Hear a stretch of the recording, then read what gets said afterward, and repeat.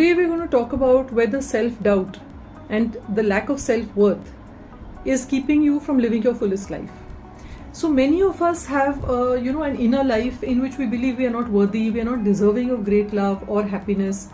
Sometimes you may believe you don't deserve this promotion or you don't deserve this good relationship, and you actually do something unconsciously to sabotage it. That is called self-sabotage. So this is another pattern we need to recognize, because think of it this way. You want to attract a partner in your life, or you want to have relationships with others where they love you, cherish you unconditionally, they are affectionate, they show respect, they're generous and kind and supportive, but you're not doing any of that for yourself on the inside. So what kind of signals would you be sending out, and therefore what kind of people are you attracting in your life? So when we say, I always end up in a relationship with people who don't make any commitments, who just or they are just neglectful, they're not emotionally available, they don't behave properly or respectfully with me, etc., etc., etc. It's important to step back a little and think, is that how I behave with myself on the inside? Am I making eye contact with myself every day in the mirror and smiling at myself in the morning and saying, hey, you awesome person, you fantastic, amazing person, I love you so much, you've gone through so much, and you've achieved so much, and you are here right now because despite everything that happened to you, whether you had neglecting caregivers, whether you were bullied in school, whether you had difficult work relationships, whether you had difficult intimate relationships, whether you ended up with someone who was abusive or violent or who abandoned you, you are still here. So be just grateful to yourself, to your inner child, which for decades has been pulling you along, in this very unsafe and chaotic adult world that he or she is finding themselves. They're still somehow keeping you going one step at a time. So create a relationship with yourself on the inside, and that is really again the core of relationship shift.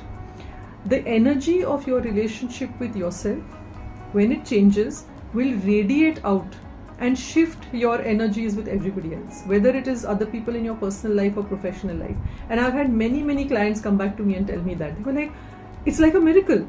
By the second week when we've done this work in our one-on-one mentoring, and they've figured out how to shift that energy, that core belief inside themselves, they're like, oh my God, that person who used to take me for granted and just dump work actually came and asked me if I'm available. Or, that friend who always just assumes that I'm going to be available, and I told them that I can't because I've got some other commitments, was really taken aback. But when I explained to them that, I am trying to do better for myself and prioritize my own self-care, they completely understood. And that has really changed the energy, where I just felt resentful and I was just being dragged along in this friendship. Now it's a relationship between two equals. So these kind of miracles will start happening in your life. But a secret, they're not really miracles. They're something that you are doing for yourself. Just shifting that energy of your relationship to yourself. So if you don't have a journal yet, please get a journal.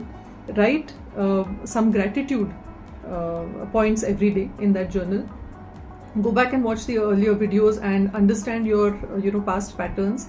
Become conscious of how you are still stuck in those patterns in the present. Write down what is it that you really desire from your life and what happiness means for you.